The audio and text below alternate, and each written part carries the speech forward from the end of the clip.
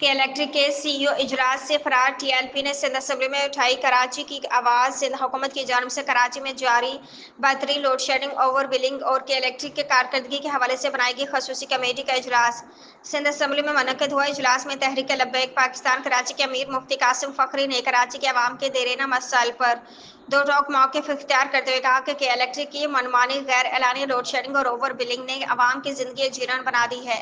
इजलास में के इलेक्ट्रिक के सीईओ को वजाहत के लिए तलब किया गया था, ताहम उन्होंने ना कोई मौसर जवाब दिया, ना ही अपनी जिम्मेदारी तस्लीम की, बल्कि इजलास से फरार हो गए। इस रवैये पर शुरा इजलास ने शदीद बरहमी का इजहार किया। वो इतने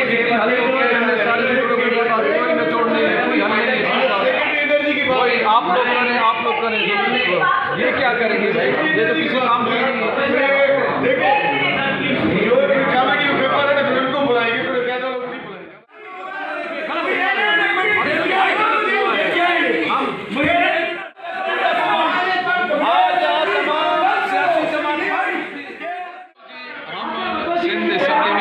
इलेक्ट्रिक की जानिब से उनको जो मदऊ किया गया, जो मसाइल थे उनको हल करने के लिए, मगर बिल्कुल हल नहीं हुए और इनका हल नहीं निकाला गया, बेनतीजा रहा और बेनतीजा को बनाकर इसको ख़त्म कर दिया गया।